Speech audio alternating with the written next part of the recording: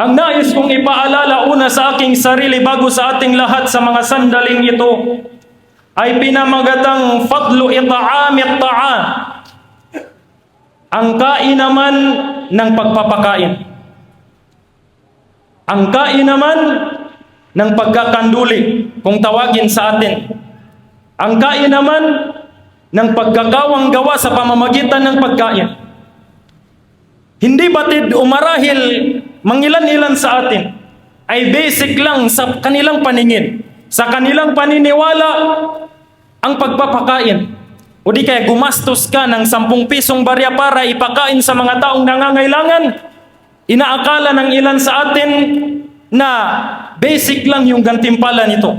Ngunit hindi natin alam na napakaraming kabutihan, kainaman ang pagpapakain, na kung saan ito ang ipapaalala natin sa mga sandaling ito. Unang kainaman nito, mga kapwa ko alipin ng Allah, na ikaw ay makapagpakain sa mga taong nangangailangan. Sababu dukhulil jannah.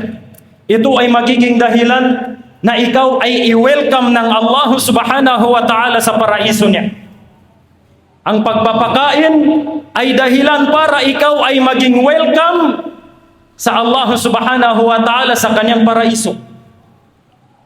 Na kung saan sinabi ng mahal na propeta Muhammad sallallahu alaihi wasallam, ayon sa hadith ni Abdullah bin Amr, sabi niya, merong isa, o di kaya sabi ng mahal na propeta Muhammad sallallahu alaihi wasallam, ayyuhan nas, afshu salam wa at'imu at-ta'am wa sallu bil-layli wan-nasu niyam tadkhulul jannata bisalam.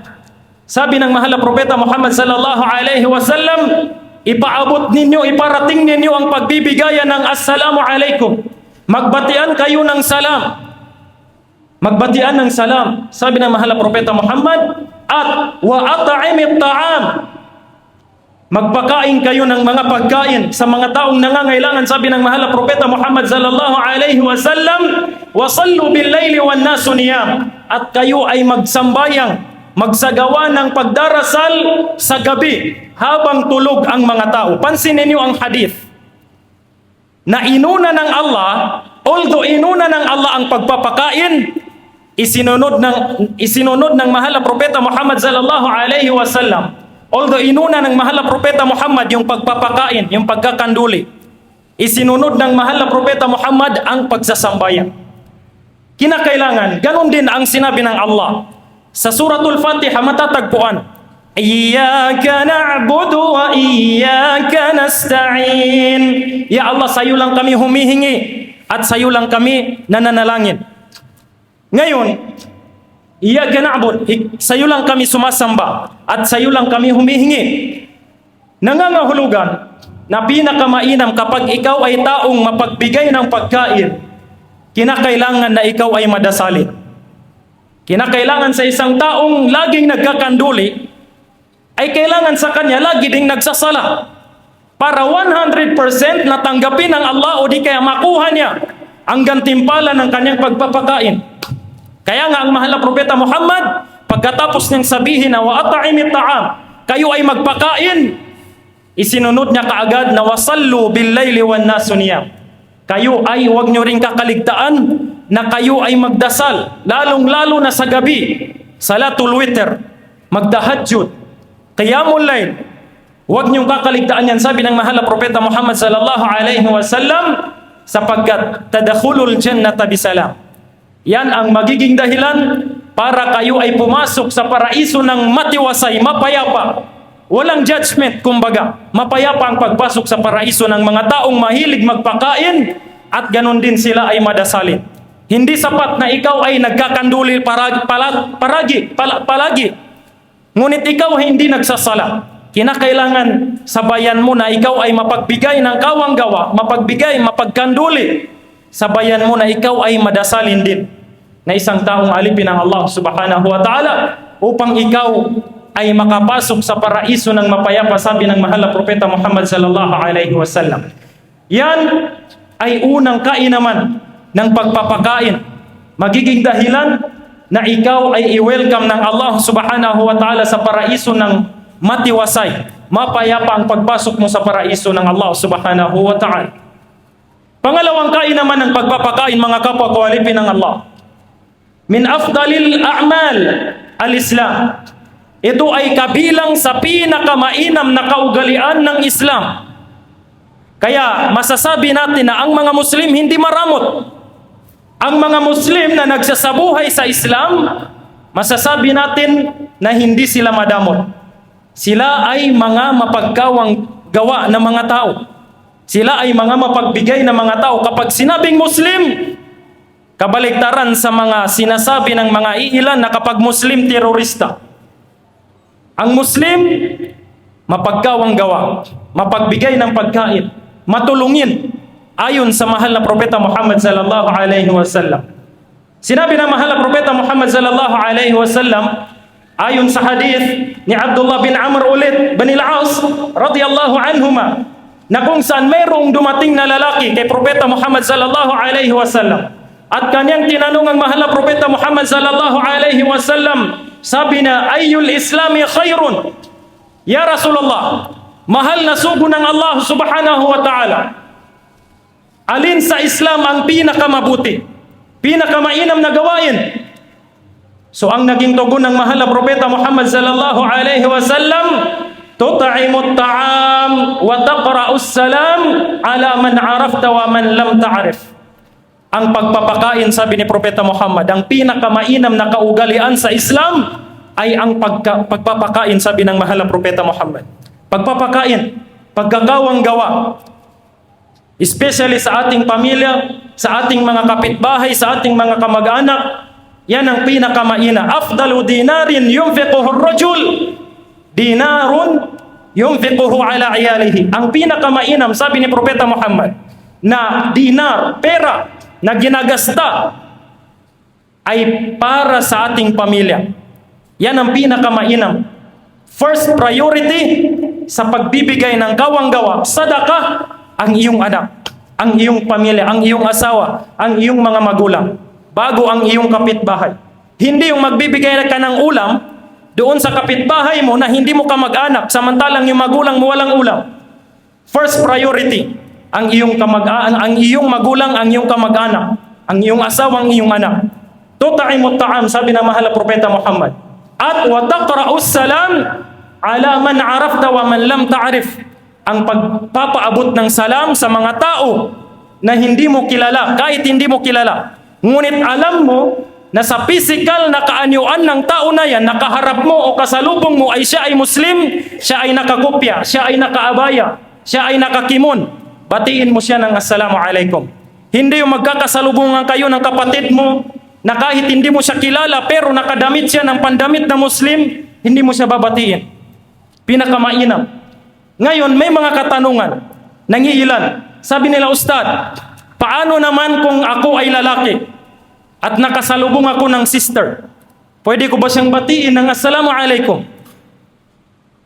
Ang usapin na ito ay itinala ni Imam Bukhari, na kung saan ibinasi niya sa hadith ni si Sahal bin Sa'id, na kung saan nung araw ng Jumu'ah sa kapanahunan ng mahal na propeta Muhammad sallallahu alaihi wasallam, ay sila Sahal, kapag natapos ang salatul Jumu'ah, hindi sila basta-basta makakauwi liban na lamang na meron silang madaan ng matandang babae, na kung saan sabi nila, sa tuwing kami ay dumadaan dun sa matandang babae na yun, ay nagpapaabot kami ng salam. Nagpapaabot kami ng salam, at ganun din yung matandang babae na yun ay inaanyayahan kami na kumain bago kami umuwi. Na kung saan yun ay kinatutuwa namin. At yun ang basihan na ang pagbati ng salam sa ating mga sisters, kapag nakasalubong natin sila, ay pinapahintulutan. Assalamu alaikum mga sister. Ngunit, sabi ni Ibn Hajar, iwasan na ang pagbati mo ay may intensyon na iba. Iwasan mo na babatiin mo lang si sister na nagpapapugi ka sa kanya. Nagpapakyut ka lang. Assalamu alaikum, pwede bang mahingi yung number mo? Subhanallah. Yan ang hindi pinapahintulutan ng pagbati. Yung may intensyon ka na magdulot ng fitna sa kay sister o sayo. Ngunit ang pagbibigayan ng salam na walang ibang intensyon, kundi ipaabot mo lang yung salam para makakuha ng gantimpala, ito ay pinapahintulutan. Ayon kay Imam Bukhari, rahimahullah. Kaya naman mga kapwa kwalipin ng Allah, sikapin natin na kapag may nakasalubong tayo, kahit na hindi natin kilala, batiin natin. Assalamualaikum. Sa isang hadith, ma min muslim yaltaqiyan fayatasafahan illa ghufira lahuma qabla an yaftariqa. Wala na sa dalawang Muslim ang magkakasalubong, sabi ni Propeta Muhammad sallallahu alaihi wasallam, na kahit hindi sila magkakilala, pero nagbatian sila ng salam, bago pa man maghiwalay ang kanilang kamay sa kanilang pagbibigayan ng salam, ay papatawarin sa kanila ng Allah subhanahu wa ta'ala ang kanilang mga kasalanan. Kaya ang sunnah, medyo patagalin natin ng ilang segundo yung pagkakamayan natin kapag tayo ay nagbatian ng salam. Sapagkat kung gaano katagal ang pagkakamayan natin, ganoong karaming kasalanan ang pinapatawad sa atin ng Allah subhanahu wa ta'ala. Insyaallah subhanahu wa ta'ala. Pangatlong kain naman ng pagpapakain mga kapwa kwalipin ng Allah. Sabab limahabbatillahi ta'ala. Ito ay magiging dahilan na ikaw ay kalulugdan, kaaawaan, kahahabagan ng Allah subhanahu wa ta'ala. Anong sinabi ng mahal na Propeta Muhammad sallallahu alaihi wasallam? Ar-rahimuna yarhamahumur rahman, yarhamuhumur rahman. Irhamu man fil ard, yarhamukum man fis sama. Ang mga taong maawain, mahabagin, sabi ng mahal na Propeta Muhammad sallallahu alaihi wasallam, ay kinaaawaan, kinalulugdan, kinaiibigan ng Allah subhanahu wa ta'ala. Kaya naman, irhamu man fil ard, kayo ay maging mapagmahal sa mga nandito sa kalupaan. Hindi lang mga tao. Irhamu man fil ard, sabi ng mahal na Propeta Muhammad.